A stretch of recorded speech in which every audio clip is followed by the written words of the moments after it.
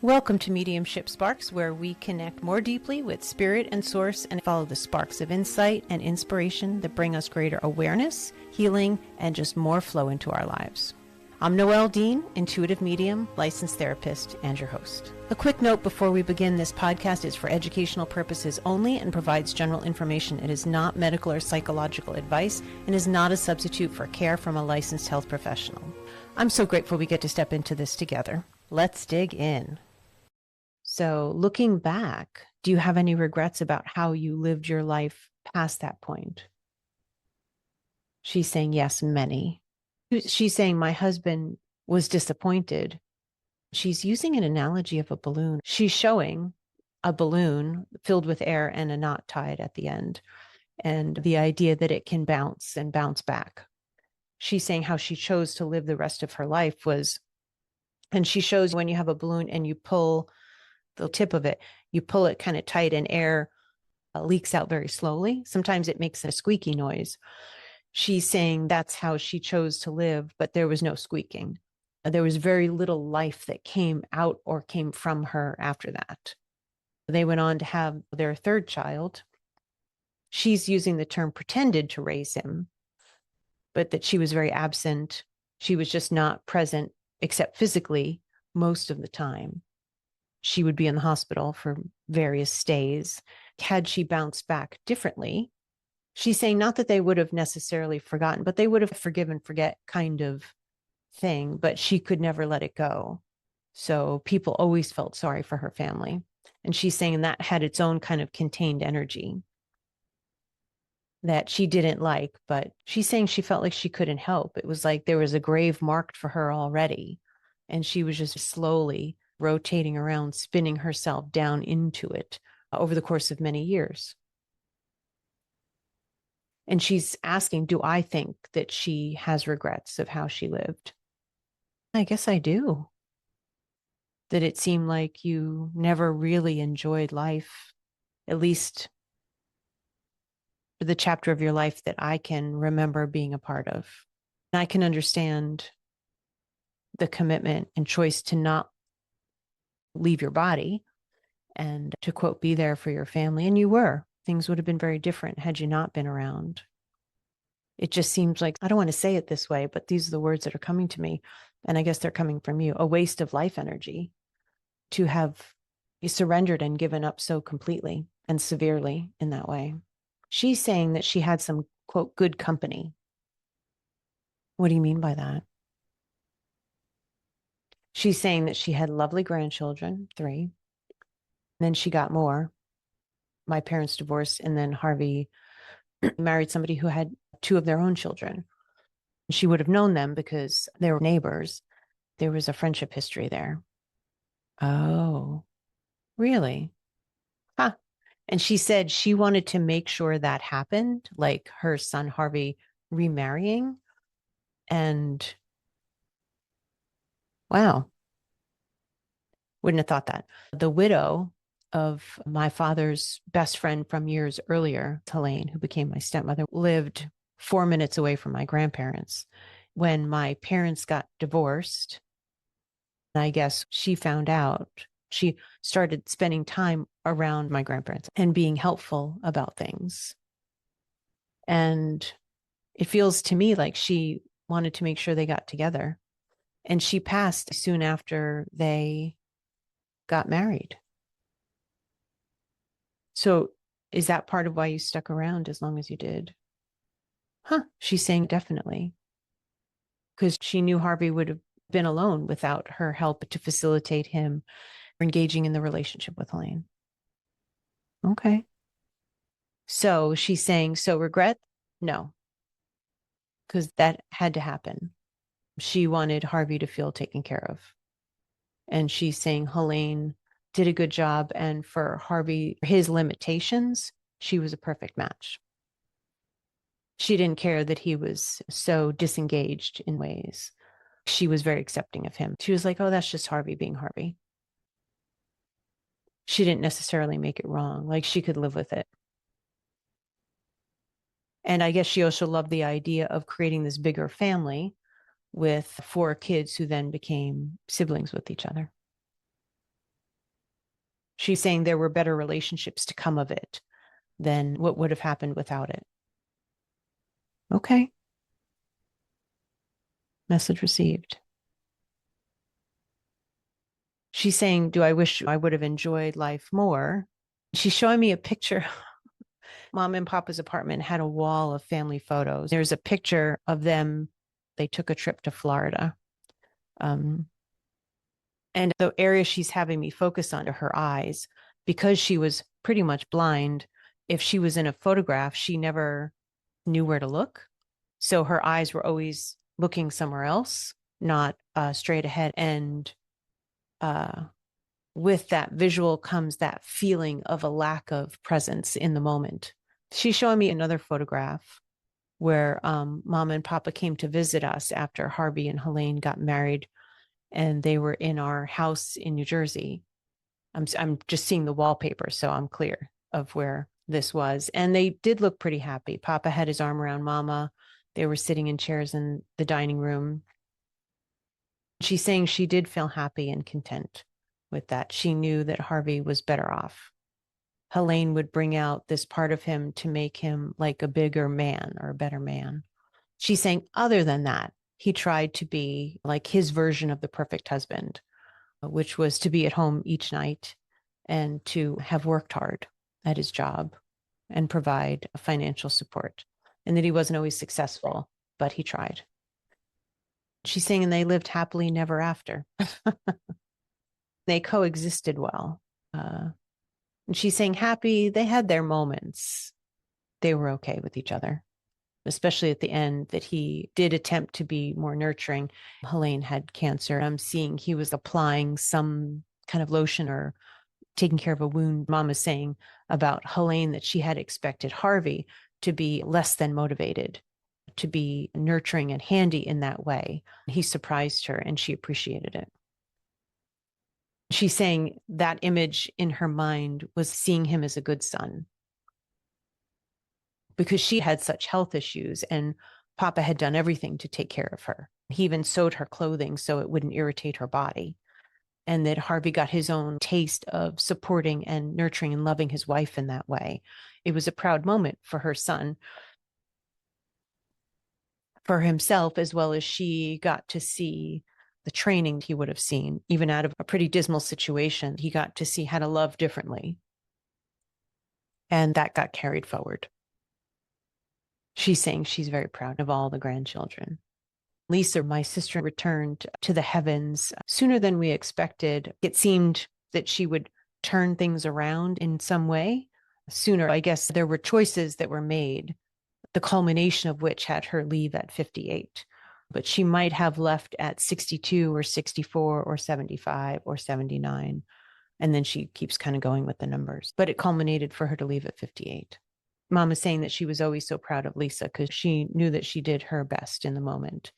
Even if it seemed poor performance and coping skills, Mom is making fun of herself, the great example she had shown. What she's making me aware of is that the example she showed through her own behavior, or her role, what she role modeled, was a sickly, rather dysfunctional person on the earth. And she's reminding me how Harvey, in his adult life, really sabotaged his own health. And in many ways, he didn't become like housebound in the way that she did. And he didn't take care of his health to change that trajectory. She's saying, and in a lot of ways, my sister Lisa learned those same behaviors because she also, through joblessness, she was married to a man who loved her very much. So she emulated that same thing where she was home, and health issues and health conditions that were part of self-sabotage kept her quite ill and housebound-ish in her own way. I had breast cancer and I did work again after, but for the most part, I've been home since. But I feel like I behaved, she's saying, yes, thank goodness.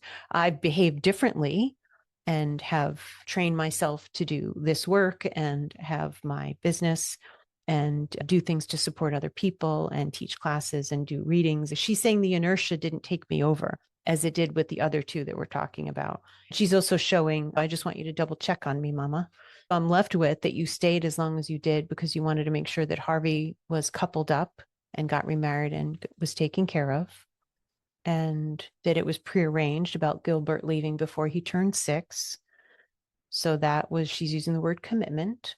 In my head, I just said, oh, so the question was about having any regrets. And she said to me that she's proud of herself because she did the best that she could with what she already knew.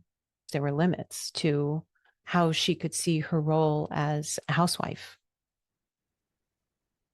And she's saying there wasn't very much to live for other than her commitment to her relationships. Do you feel like you missed out on many things when you were still here? I guess she's saying she didn't really care about those things. She didn't really care to travel. She felt the safest at home. That was her comfort zone. My sister and I being there pretty much every day until we moved to New Jersey. But she's saying that brought sunshine and life into their home. And now she's giving me a visual of the emptiness in her apartment when we were no longer living in the neighborhood. We didn't see them nearly as much after, but we didn't spend the kind of time that we did when we were young. And I can just feel as if she's given me a view of the apartment from the kitchen, and I could just feel the emptiness of the energy. She's using the word listless. My sister and I brought life into the apartment, and she appreciated that light, the sunshine, and that it wasn't the same without us in the neighborhood. Now she's showing that when Helene started spending time at her apartment with her kids, that helped. And she would hear the neighborhood kids if she had the window open. She could hear them outside playing. And she's saying, and that brought her some joy. Okay. And then she says, but any regrets? And then in capitals, she says, no. She says, those are my choices and I stand by them. I did the best I could manage at the time. And she's saying, and if I want to do it over again, have another life, she would do it again and live out a different kind of extension of life and have those same experiences, but manage and do differently. So if you wanted to have another go at it to maybe bounce back more like the balloon, would you set up the same kind of situation, but be determined to handle it differently?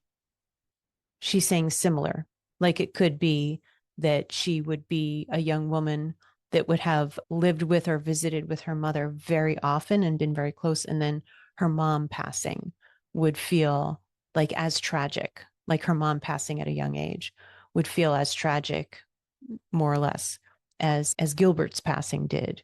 And then she would work to recover, hopefully more easily. Okay.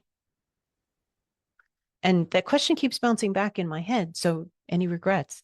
Maybe why this is coming back each time is like I'm now picturing these different chapters of her life, her time in Poland, emigrating over here, not just Gilbert's passing, and like any regrets about any of that stuff. And she's saying these were all experiences that I lived with. And she's showing her siblings, and she's saying that we chose to be in this together. Like same time, one family, we made it happen together. And she's saying, and that's, we wished and wanted that. So no regrets about it. And she's saying hard or difficult is not impossible to live with. It's meaningful. And I can feel some emotion come up that it's meaningful. She's saying there's a purpose to our pain. You can't bypass pain in this life. You just can't. And you wouldn't want that, because then you just don't learn anything. She said it made her a richer mom to have lost her son, because she valued every precious moment with her kids after that. She thought about them. They just felt so precious and loved in her heart. And then grandchildren were like the cherries on top. And she's saying, I can't manage to have regrets, because then it would be like wishing none of that existed. And that was the sunshine of my life. So you and Papa Are you part of the same soul group? No, but akin or related. Okay. And I'm feeling aware if I asked my mother if she was curious about mom and papa, her first question, and it is with anybody who's passed, are they still together kind of thing. It's my impression that some people are still together, like my mother's mother and her stepfather. So when you first crossed, you met up with papa? She's, of course, duh, because you left first. So were you waiting for papa? She's saying absolutely. As well as many others were also waiting for her. And do you spend time with papa now? Do you guys? No. That's been my impression every time I've asked over the last however many years. She says we're different, very different in our purpose and our intention of being over there. She's saying she says, I'm not into that. And then I see the word lucky. She's sharing about papa, and he has shared this with me in a different kind of way, that she calls him a traveler healing. And she's not into that. She's more of family gathering, kinfolk, and surrounding family members with love all the time. She's saying not just a few, but all of them that she can muster to gather around and support. And how maybe somebody that she doesn't feel, I wouldn't have thought her to feel very connected with, let's say a great great grandson of some distant cousin of hers or something, like she becomes part of that group, is the impression that you're giving me. So she's like this traveling family member, but that's very different than what papa does. And she's saying if we had aligned goals, we would travel together because we get along so well. Oh, I love that. And I feel shaking my head back into reality of remembering that how I experienced mama was just so frail or fragile that imagining her without papa would be scary, because she couldn't even walk out of her apartment without holding somebody's arm or hand or hanging on to somebody, because she just couldn't do anything on her own. So it's something I have to reawaken to at times when there's any conversation like this. I'm hoping that people can apply this to their thoughts about their own grandparents and great grandparents, mama, people that they love and that they think of, and hope and wonder if they're okay, but also hope that their loved one has recovered from some of the tragic things in their lives that would have happened. She's saying yes, but could you also imagine how they've healed? Could you also imagine? And she's showing a visual of you, listener, thinking about your grandparents and imagining them being restored up in what we consider the heavens, that they've reconciled with past partners and cousins and sisters or brothers or parents that they had discord with, or even friends, not just family. And that it's not, or is it? She said it's one big, happy, connected family.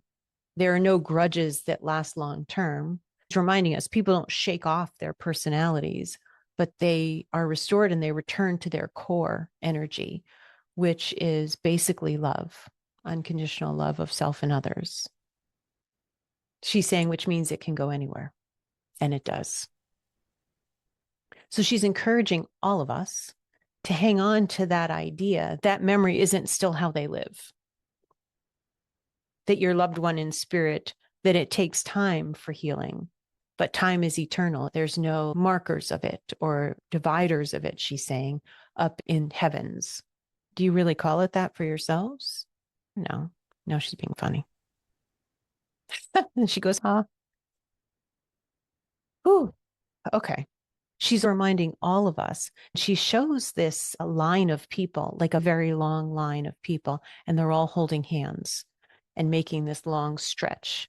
And she's reminding us that we all, at some point, take our place in that line. And the feeling that comes with that is we all become realigned with that sense of oneness. So she's saying at some point, there's no discord, there's no destruction. There's just a healing and loving and supporting each other and looking for growth, and that how people are and were when they were down here is just so vastly different than who they really are underneath. And she's encouraging us to remember that about people. So even the meanest of souls, when they were here, eventually, someday, and she's showing that for some, it's an extremely long road, but also their behaviors served a purpose, even when it seemed like tragedy struck because of them, that they represented something that was alive in many and lived it out because there was agreement about doing so. And she's saying, and we all overcome someday. And she's showing like we go back and it's restorative and healing. And then we choose and decide to start over again in another incarnation with each other, without each other. We draw different lines of connection and family and kin for the next generation of our incarnation. And we do it for the most growth, most times. Sometimes we choose ease because we're supporting others be able to survive their own painful experiences. And we come in as a support. And if we dealt with too much tragedy, we couldn't do that. So we modify that and monitor it so there isn't too much for the person who becomes the glue or the standing post to support others. And she shows somebody who seems to have some clarity on being very loving. And I guess sometimes them having too much tragedy in their own life would prevent them from being able to be that.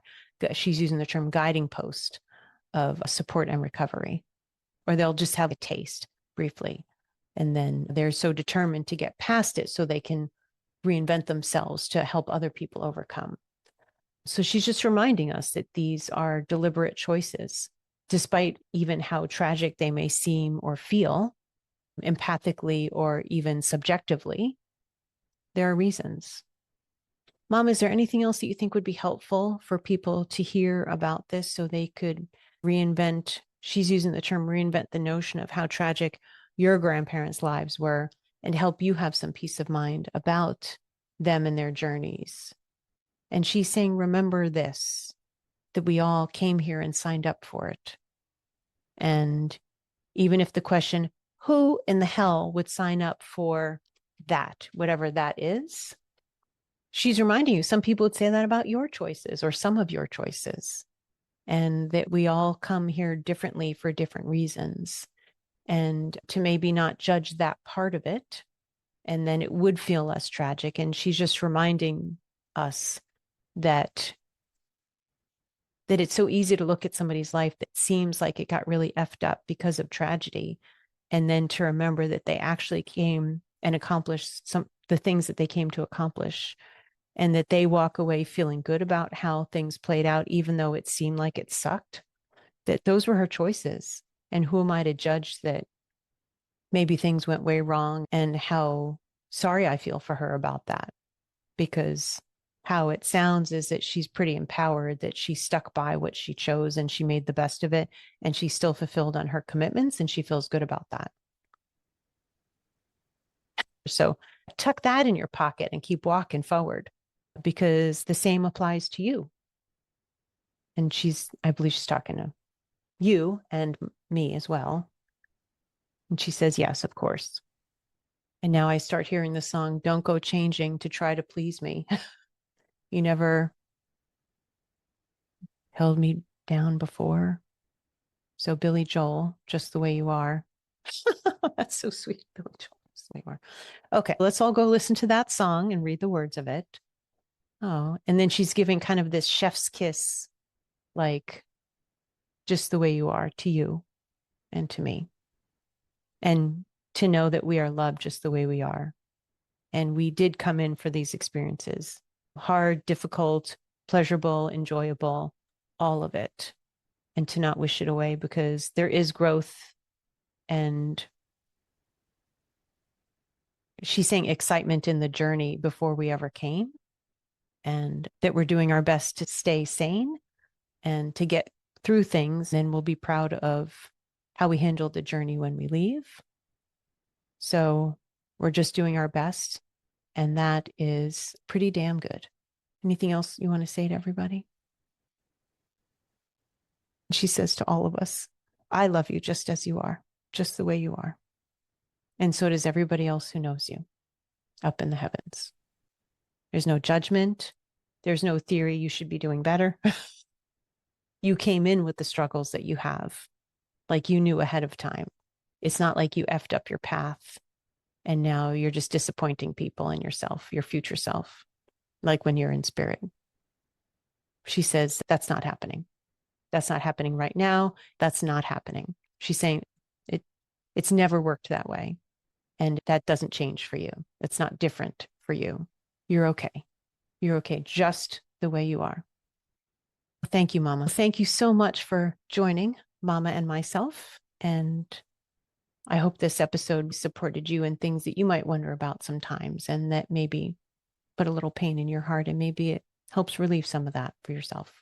If you have other things that you wonder about in this kind of vein, and you think that maybe one of my family members in spirit or my team, and I can help explore it a bit, that might bring you some extra peace, let me know. Send me an email and we'll do our best. I'm getting the sense of a toast, like cheers to all of our journeys together. I wish you peace of mind and peace in your heart, and thinking of you with love.